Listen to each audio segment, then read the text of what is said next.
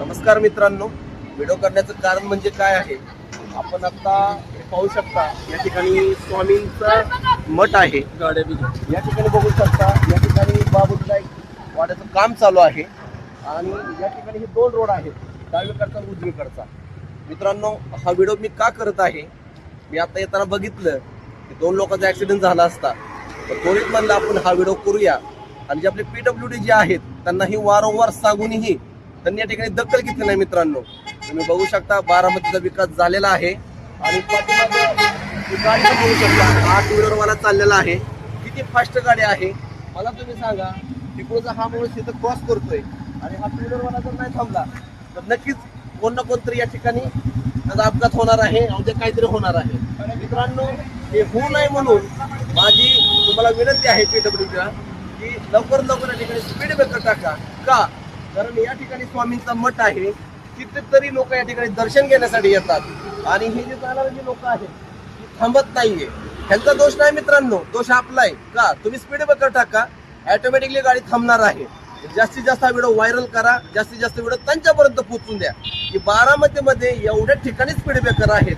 मग आज त्यांचं लक्ष की बाबा पाहिजे की या कुठल्या ठिकाणी कुठला स्पीड ब्रेकर नाही पाहिजे. आता हीच गाडी बघा, ह्या ठिकाणी वरती हा टू व्हीलरवाला येतोय जातोय, पण आज या ठिकाणी स्पीड ब्रेकर नसल्यामुळे केवळ मित्रांनो याचं स्पीड वाढत आहे आणि ह्या गोष्टी होत आहे. तर असंच आजूबाजूला काही लोक आहेत, आपण त्यांना विचारूया. नमस्कार, तुमचं नाव? विकास चंदन शिवे. नमस्ते. आज या ठिकाणी तुम्हाला काय वाटतं, अपघात होईल का या ठिकाणी? अपघात 100% होणार आहे. या साईडने त्या साईडची गाड्या येतात कदम क्लासेसमधून. कदम क्लासेस मुलं अशी एकदम जोरात येतो. त्याच्यानंतर हा सिद्धेश्वराचं मंदिर आहे. सिद्धेश्वराच्या मंदिरातले भाविक भरपूर येतात. नंतर आपला स्वामी समर्थांचा जो मठ आहे, दर गुरुवारी अन्नदान वगैरे सगळं केलेलं असतं. त्याच्यामुळे एवढा प्रॉब्लेम येतो.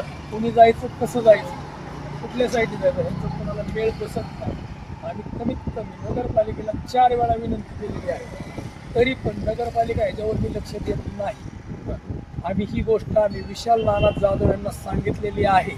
नाना बोलले मी बघतो करतो. ह्या गोष्टीला कमीत कमी 4 महिने झालेले आहे. 4 महिने होऊन कुणी दखल आजपर्यंत घेतलेली नाही. आजपर्यंत कुणीही दखल घेतलेली नाही. आता सकाळी जाता 2 रिक्षा एकामेकांना धडकल्या असत्या, त्या थांबवून आम्ही वाचवलेल्या आहेत. ह्याच्यामध्ये एखाद्या नागरिकाचा चांगला बळी जाऊ शकतो किंवा काही होऊ शकतं, भाविक एखादा अडचणीत येऊ शकतो. त्याच्यामुळे नगरपालिकेने ह्याची दखल घेतली पाहिजे. तुम्हाला काय वाटतं, ह्या ठिकाणी किती स्पीड ब्रेकर पाहिजे? दोन्ही ठिकाणी टाकायला पाहिजे. दोन्ही साईडनी नगरपालिकेने येऊन पेपर टाकले पाहिजे, ह्या साईडला आणि त्या साईडला, म्हणजे व्यवस्थित सगळं होऊन जाईल.